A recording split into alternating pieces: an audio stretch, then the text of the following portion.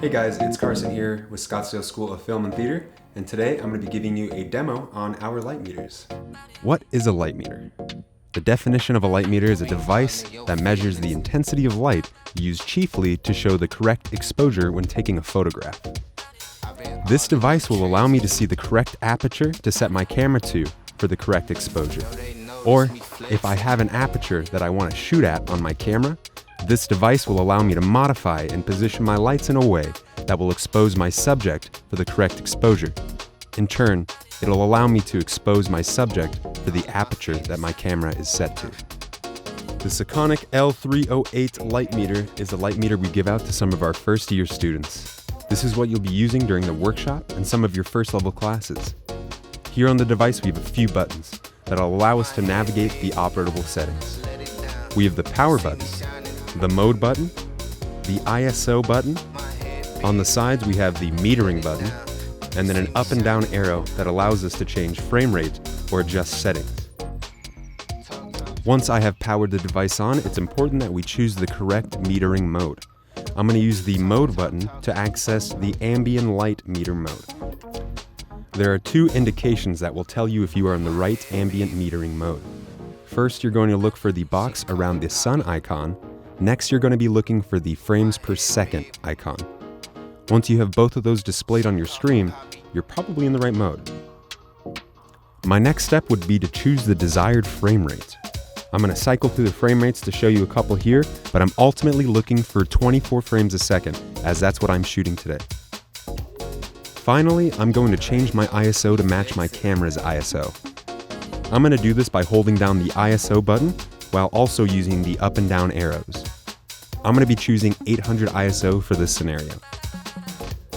Usually, the ISO that I use is either my native ISO on the camera I'm shooting with, or the film stock speed. So 500T, 250D, 50D. Those would all be ISOs. Up top here, we have the actual light meter lens. When exposed, this allows you to take a reflective light meter reading. If you were to slide over this little cap here, this lumisphere, it'll give you an incident reading. The lumisphere allows for a 180-degree meter reading. In my personal experience when using this light meter, 90% of the time I ended up taking an incident meter reading while using the lumisphere. Let's upgrade to our Sekonic 758 Cine U light meter. This is given out to our advanced level students and is offered in our cinematography, lighting, and documentary courses. As you can see right off the bat, there are many more visible features to this light meter, but I assure you, the principles between these two light meters remain the same. On the front here, we have an array of buttons. We have the power button, we have ISO 1, ISO 2, a mid-toe button, and a memory clear button. Here we also have a scroll wheel. This will work similarly to the up and down arrows of our last light meter, allowing us to change frame rate and different adjustable settings. On the right, you have the metering button along with the incident and reflective eyepiece. Rotating this will actually change between incident and reflective meter readings, and that's also indicated on the screen here up top. On the left side, we have a memory button and the lens cap for the lens of the light meter. Let's start by setting up this light meter for the correct metering scenario. I will once again be choosing the ambient light mode. To cycle through the modes, I will be holding down the mode button while using the scroll wheel to navigate my options. There are a couple different metering techniques paired to this ambient lighting mode, and it's important that we choose the right one. For my scenario, we are just wanting to measure the intensity of our light and keep the shutter speed and ISO consistent. There are some indicators to show that I am in the correct ambient metering mode. Of course, in the ambient mode, I will have the little sun up here at top selected, and I'm also looking for the F divided by S, my frames per second indicator on the middle of the screen. You want to look also for this capital F, which is going to give us our f-stop. This ensures that our meter is giving us a meter reading of aperture f-stop instead of the alternatives, which is something like candelas per square foot or candelas, lumens, things like that. But we are looking for f-stops. So once my ambient metering mode is selected with my f-stops and my frames per second, I'm going to then choose my desired frame rate. I'll use the scroll wheel here to choose 24 frames per second, as that's what I'm shooting for this scenario. Once I have my frames per second selected, I'm going to choose my ISO. Once again, I am shooting at 800 ISO.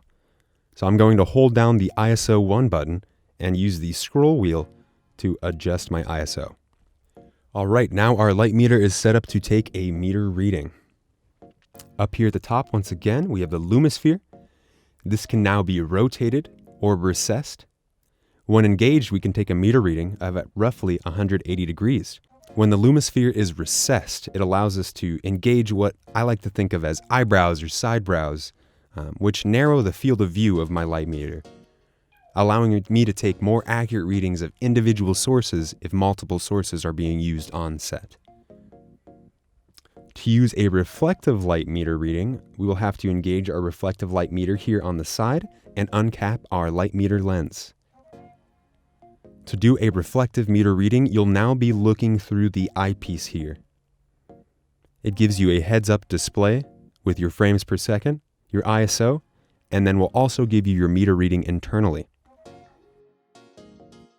You're now equipped with the ability to take general light meter readings. But as you can see, there are many additional features to this light meter we have not covered.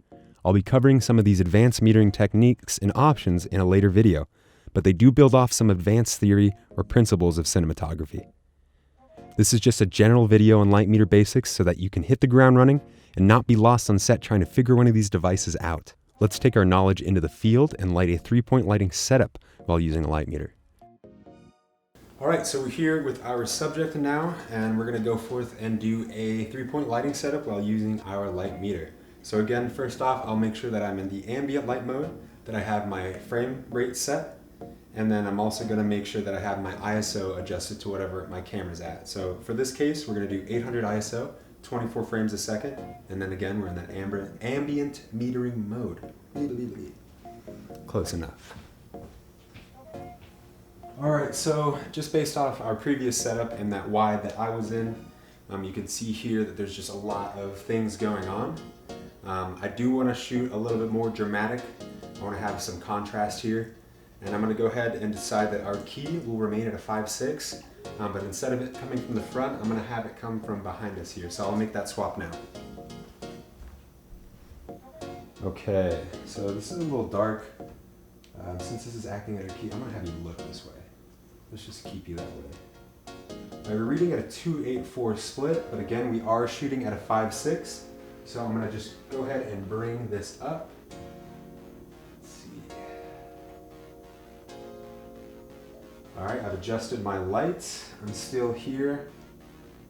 Alright, I'm at a 4/5/6 split, so I just need to push it a little bit more. Luckily, my lights are on a dimmer, so I'm able to dim them, but if you did not have that option, you could always move the light in just a little bit. Okay, striving for perfection here. We got a perfect 5/6 for our key. So now that we have the key, let's just go ahead and take a look at our frames, where we're at. I think we're getting a little bleed from our practical. It's up all the way. Let me take another reading here without our practical on. Okay, that is a 5/6. It's just looking a little harsh. Can I have you look this way for me? Okay.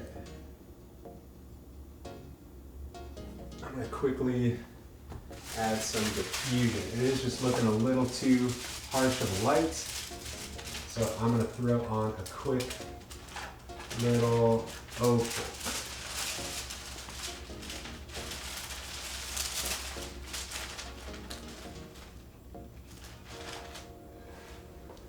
Okay, added that diffusion. I'm going to take another meter reading. We are just a little bit under, so I'll bring our brightness up again. I actually can't bring the brightness up anymore. Walk this in just a baby bit.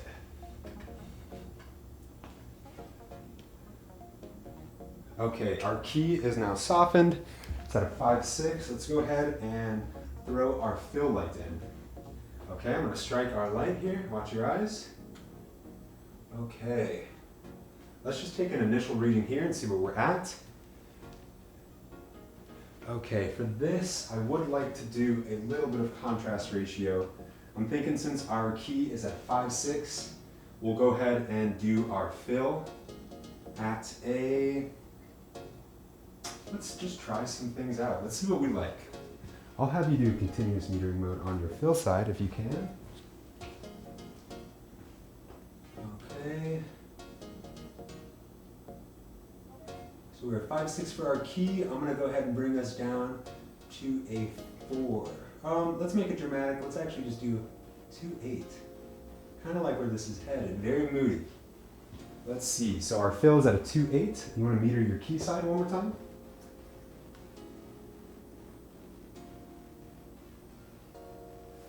Okay. So that's just a little bit under, but I think it is exposing fine. I'm gonna do it here. Yeah. So it's just under a 5.6. If you wanted to make that perfect, we could bring it in. Okay, this looks fine. I want to go ahead and put in a backlight. I already have one kind of position here, so maybe I'm cheating, but we'll see. Okay, I've kind of turned on our backlight there. Wow, you can kind of tell with all the different color temperatures. It's definitely very revealing. Let me see if I can edit out that green. Okay. I don't know if you can see it.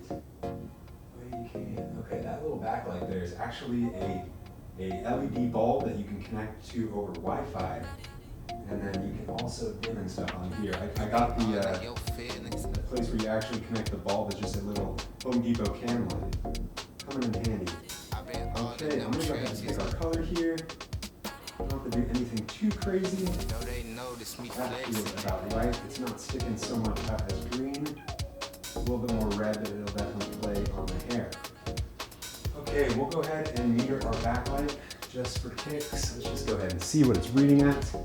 Since I do have 3 sources in play, I'm going to go ahead and lose the omnisphere here and recess it. And I will take my meter reading. Okay, I think we're coming off here. It's a 1-4.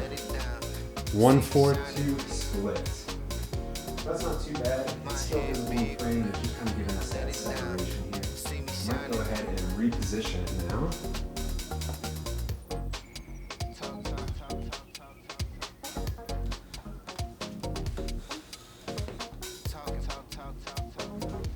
Okay.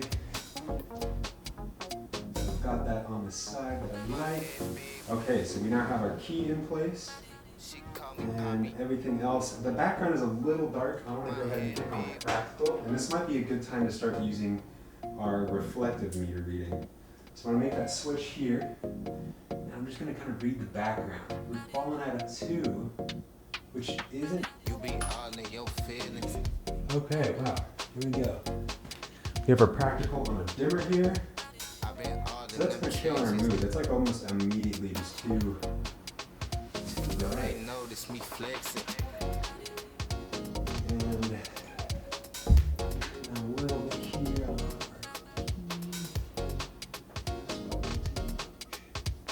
our key. Alright, and reading a little too hot in the background. It's just a little too bright. It's kind of taking the focus away from our subject. As you can see kind of where our practical is. It's just a little, it's not neat. So let's bring this down just a little bit.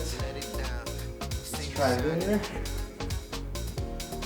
I'm going to take another reflective meter of the wall. Look to the wrong side of the lens. Okay, that's actually reading at a 5.6 now too. So I'm going to come down just a little bit more to make sure that our key is still at correct exposure and the background is not matching it. Just give us a little bit of separation there. Okay. Our background is reading at a 4. Kind of like this image so far. It doesn't look too bad. Can I have you look around the room, more towards me? Okay, cool. We're getting a little harsh of the shadow. I might open up our key just a little bit. When I say open up, I'm just try to increase the source size. Okay.